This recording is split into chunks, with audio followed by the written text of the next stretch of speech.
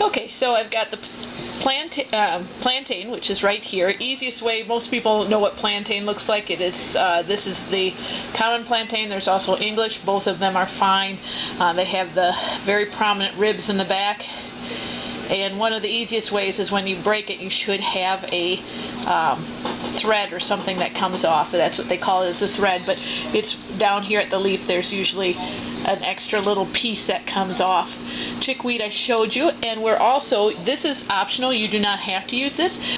I just went out and grabbed some Comfrey leaves here, and I'm going to just put those in. Now I'm going to kind of mush this down. I'm not going to fill these up so that they're covered. Now I did rinse them off. I rinsed them off real quick, put them in a colander, and put very, very, very cold water over them. The colder the water, the more nutrients will stay in the plant when you rinse it off. The easiest way to do it, though, is to try to cut them with scissors and not pull them up by the root, because that will of course put more dirt into them. So anyway, you just go and cut them with scissors. The less water you have, of course, we're going to be cooking this in oil, so you're going to get a little splatter, but not much, because we're not going to cook it that high. But now put some sort of oil over it. A lot of people will say only olive oil. Well, I use olive oil because I trade olive oil even up for my maple syrup, so I get it for free.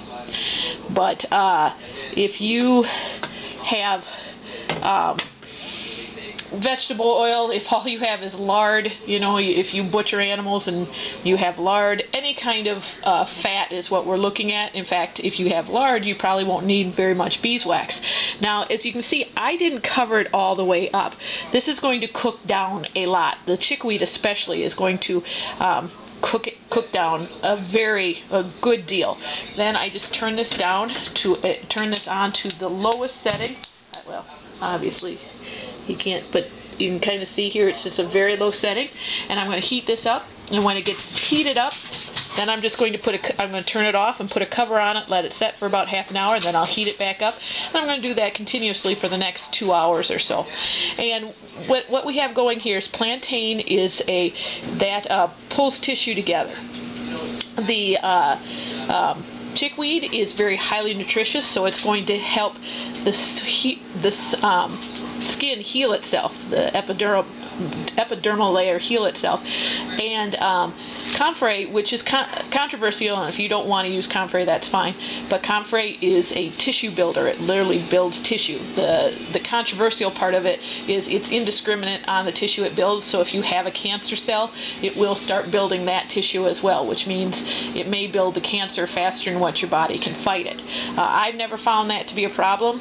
I've used Comfrey in many, many, many salves, and I've used it internally as well. Never had any problem with it, but some people do say that the Comfrey does have, it can build cancer cells as well as any other kind of cells. So if that's something you don't want to use, that's fine. You can add yarrow to it, you can add calendula to it. Those are both antimicrobials, so that'll help keep, like, you know, germs and everything out of cuts. You can add anything like golden seal or barberry root, which will help literally kill off any bacteria that's in there. There's many different, this is a basic salve. Well, the basic salve is actually the chickweed and the plantain. From there you can add other things to it without a problem. Those are just two healing salves. It's a good thing to have just plain basic plantain and chickweed salve around, because if you have chapped hands, you can rub it onto chapped hands. It's a great, if you have like a pair of white cotton gloves, you can slather your hand with that salve and then put the white cotton gloves on and leave it on overnight, and it will literally start your skin. It not only helps heal your skin, but it helps strengthen your skin so your skin can keep itself healed. The nutrients in the chickweed will do that. So it's a very basic salve, and actually what we're doing here is very basic for making salve. Simply you're infusing the oil with the plant material, so whatever plant material. It's also good for making lip balm. So if you want to make a lip balm, put some mint in here, or you know, even I have a friend who slices up strawberries and puts it in the oil and infuses the oil with the strawberries. Strawberries are actually very healing to the skin. Making a strawberry mask for your face is very good for you. But and then she'll infuse the strawberries into the oil and then mix it with beeswax and make a strawberry lip balm.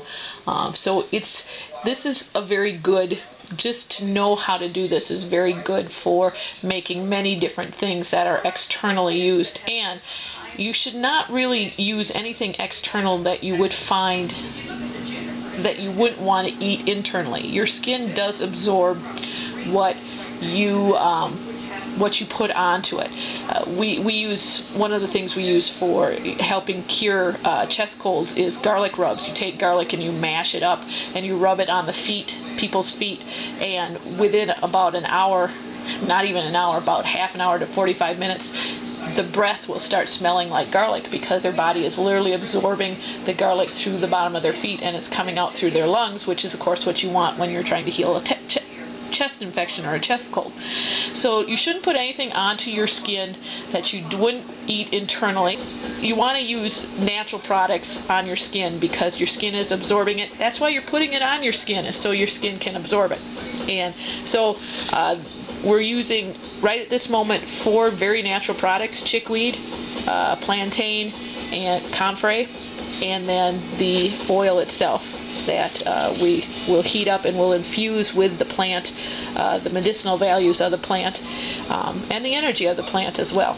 And then that will make in itself a wonderful oil. Is a good way to make a massage oil. Put some mint into that and make a nice massage oil that way. But then we're going to harden it off with some wax and make it into a salve more than a oil. So anyway, we're going to start doing this here, and I'll come back and show you as we go. But this will cook down, so you don't have to worry about, covering it completely with all the oil. It will cook down into the oil. And you can do this in a cold infusion with most plants, meaning you don't have to, see, we got it on a stove here, we're heating it up. This is called a hot infusion. But you can do it with a cold infusion too, but not with chickweed. Chickweed is so highly nutritious that in a cold infusion it will rot. A cold infusion is you put your plant material into the oil, cover it up, and then you let it set for several days. You want to make sure that the plant material stays below the surface of the oil, and you can let it set for like 2 weeks, 3 weeks to a month. But chickweed, you simply cannot do a cold infusion. It will rot the oil. The nutrients will come out into the oil, and then the oil itself will rot. The oil, which is normally your preserver, becomes the carrier of the mold and mildew. And so chickweed is one of those, just simply because it is so highly nutritious for us. It's also highly nutritious for everything else. So whenever you're doing a chickweed salve, you have to do it in a hot infusion like this. But other than that, you can do it in a cold. Most other plants you can do in a cold infusion. Basically, just put it in like a mason jar, put your plants into a mason jar, pour some oil over it, let it set for a few days. You're going to have to every now and then take the lid off of it so that the plant materials, of course, has water in it, and you're going to want to let that water evaporate, get out, wipe the bottom of the lid off of all the condensation that's on it, and then cover it back up again. And then just every now and then do that. In a hot infusion, you don't have to worry about that, of course. But cold infusion, some people will say a cold infusion is the better way of doing most plants because your heat does damage some medicinal values. So that's perfectly fine if you'd rather do a cold infusion on just about anything. But since we're using chickweed, and I do many cold infusions actually because it's easier. I'll have a whole bunch of jars lined up of cold infusions, and you basically check on them once a week. While this you're going to have to work with for the next couple hours on not a constant basis, but you're going to have to be aware of it all the time. So cold infusions, work too, except for what we're doing because we're doing chickweed. So anyway, we'll come back and I'll show you how to, we'll work with this for a little bit longer and I'll show it to you as we get going.